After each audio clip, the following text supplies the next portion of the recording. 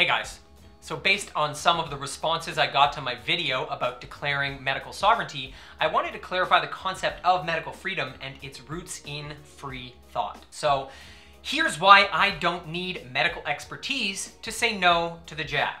Medical freedom requires the ability to increasingly cultivate free thinking as a primary tool to know the self and the body. So let's get some definitions out of the way so we can parse this out. Free thought is a philosophical viewpoint which holds that positions regarding truth should be formed on the basis of logic, reason, and empiricism rather than authority, tradition, revelation, or dogma. So let's make sure we understand the definition of empiricism as well, because it's essential to the notion of health freedom. Empiricism is defined as the theory that all knowledge is derived from sense experience. This is crucial. Our body is overflowing with information in the form of our perpetual sense experience. So thinking freely about wellness deeply involves the ability to look into the body with an increasingly subtle, refined form of internal observation. This is the technique that was refined by ancient Taoists that led to the discovery of things like the meridian system. These masters were able to look into their bodies with such refinement that they began to observe the gentle currents of the meridians and even sense the acupuncture points as they arise on the surface of the body. If you're interested in learning more about our anatomy's innate capacity to look into our bodies, check out season 2 of my series, Worlds Within, on Rise.tv. So, to simplify, let's define free thought in this context as the ability to observe and think about the body and the self without the influence of dogma, tradition, or authority. We are meant to become increasingly independent in terms of our health freedom. So the ability to know the body through this particular form of freedom is supposed to grow. Naturally, as we move more deeply into this knowledge of self, our understanding of which medical and health interventions we need as individuals grows. And this is one of the primary expressions of maturing into medical independence and into health freedom. So, in the West, this means understanding certain facts about the mental environment in which we live and how that environment either suppresses or cultivates free thinking.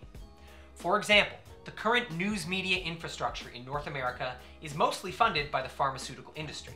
You know, and this is one of the big problems, is that this industry is so powerful. It's a $1 trillion industry, so it's almost as big as the oil industry. It spends twice on lobbying what the oil industry spends. It spends 4 times on lobbying what defense and aeronautics. It is by far the biggest expenditures on political expenditures of any industry in this country. I ate breakfast last week with the president of a network news division, and he told me that during non-election years, 70% of the revenues, of the advertising revenues for his news division come from pharmaceutical ads.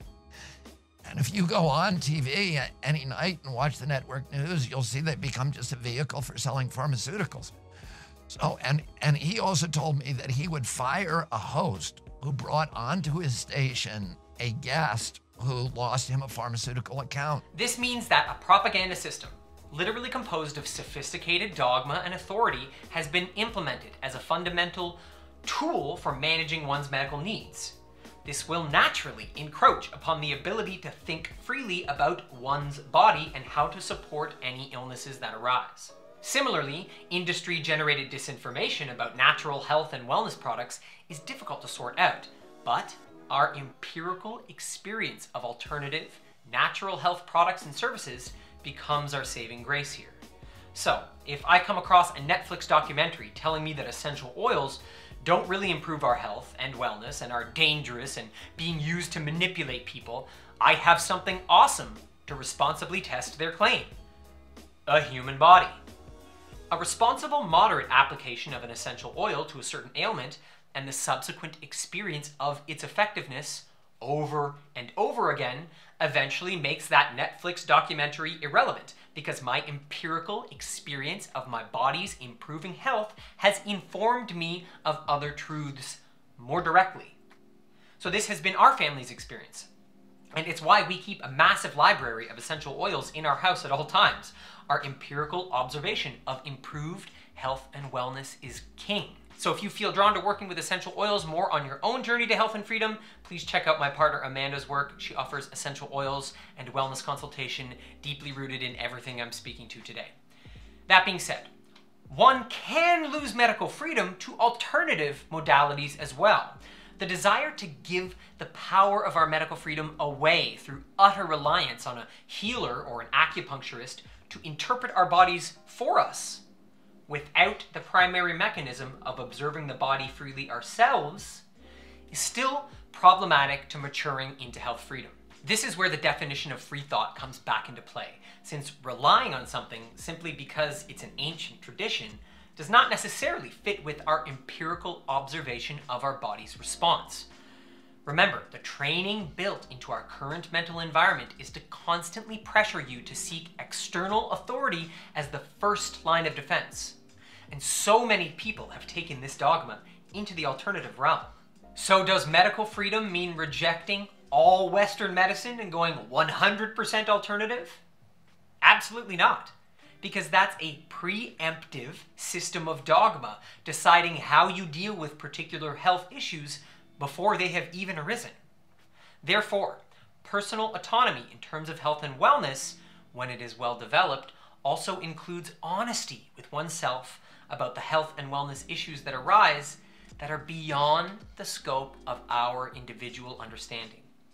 So a free-minded individual, having applied their life's experience with the nuances of their own body and personal patterns, genuinely hitting a wall and saying, I have applied all my knowledge of self to this situation and I still don't know what's wrong with me and I need help, might then seek out a specific Western specialist or go to emergency, or they might see a traditional Chinese medicine doctor and rely on an outer authority. That's fine. But let's be clear. This should always be done with the goal of engaging with this outer authority as an opportunity to bring greater awareness to the aspects of ourselves we didn't understand, thus leading to illness. Sorting out how this imbalance occurred, or at least how it can be most directly dealt with, still requires a growing knowledge of self. This process should not stop just because we have sought out an external medical operant. Either way, the personal recognition that one's body is producing information that one cannot interpret is still rooted in free thought. It's the clear recognition of a boundary of awareness, and therefore still rooted in medical freedom, meaning the choice to go get that surgery, or take that chemo, or get a vaccine are not automatically a loss of medical freedom. Medical freedom, health freedom, are defined by refining this initial primary impulse to observe the body and the self without involving any external dogma, tradition, or authority. And you have to practice. You, your body, and your empirical understanding of it, from having lived in this body, should always be your first line of defense. But you need to be honest with yourself about how mature this awareness is based on how you've lived your life so far. So if you have lived your life without developing this skill, as so many have because our system demands constant external dependence, then you need to be truthful about seeking the external support you need until you have learned to observe your body and yourself with more care in this particular area. This is why a major health crisis so often leads people into a totally new way of living in their body. People who overcome cancer, mental illness, or any acute illness that has arisen as a result of not understanding yourself and the life you need to be living, so often emerge as more powerful people. They emerge as much more deeply aware of how important their medical sovereignty is. People that heal well always heal in the direction of sovereignty and away from automatic systemic dependence. Being the first authority that assesses your state of health, using your life experience, owning the fact that the most intimate observer of your own body is you, and then from there deciding if you want intervention and what form that intervention will take is medical freedom, is the goal, is the way. To develop this skill takes work. to develop free thinking in relation to health and the body that is uninterrupted by the sea of dogma and authority that is perpetually encroaching on our minds is challenging. It's an act of revolution. It's refining one's will by swimming upstream. To learn the difference between a craving that has been programmed into you through propaganda and manipulative food science and your body genuinely needing something is subtle work. Therefore, your internal capacity for empirical observation must become increasingly subtle.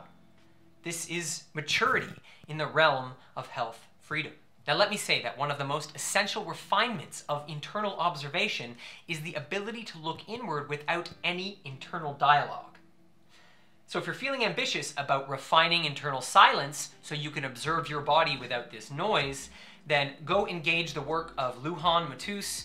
His guidance and books are the best resource I have found for this particular challenge, among many others, and his new book, The Power of Emptiness, is super on point.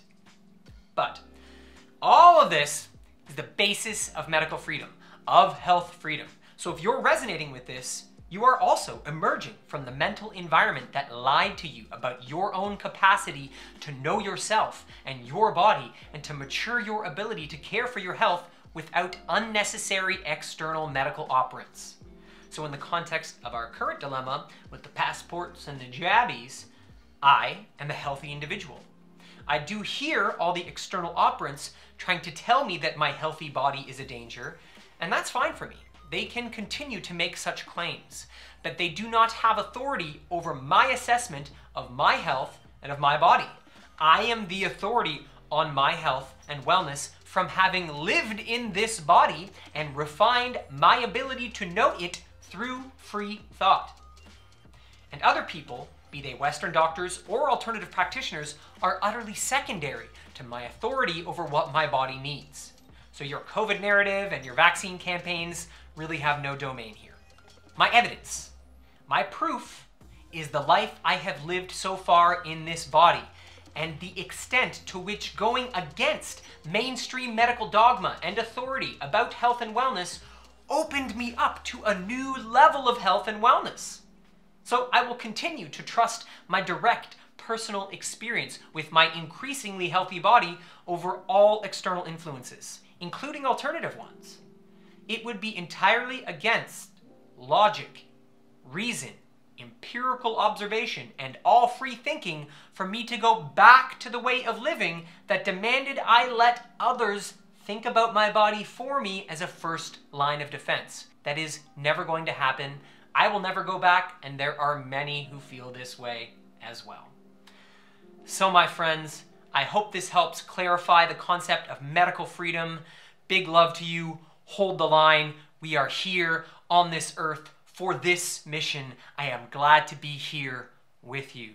If you want to continue to support my work, please follow me on my other platforms. I am always up against censorship that makes it very hard to continue to grow my audience. Check me out on Telegram, YouTube, Rumble. I'm just getting started there, bear with me. The dumpster fire known as Twitter. And you can also check out my premium content on rise.tv and dauntlessdialogue.com, especially my latest release, Vague Rules, which specifically addresses communism and far-left ideologues infiltrating North American society. Given that I literally spend my time theorizing about those who conspire against us, I am actually an advocate for conspiracy theory. Their weaponization of this term, this planet does have a problem with elites conspiring against the people, so without constant research and theory, this problem will not get solved. So grab a Theorize About Conspiracies shirt from my store, and if there's a design you want that I don't have, holler at me, I'll be sure to add it. You can also support me by checking out Good Resonance Wellness through my beautiful partner Amanda, who is constantly offering epic wisdom on how to live health freedom to the fullest through essential oils, astrology, human design, and much more. Get her insight, get some essential oils, get her free ebook, go to Good Resonance on Instagram and hit her up because supporting her work is supporting my work. Lots of love. Peace.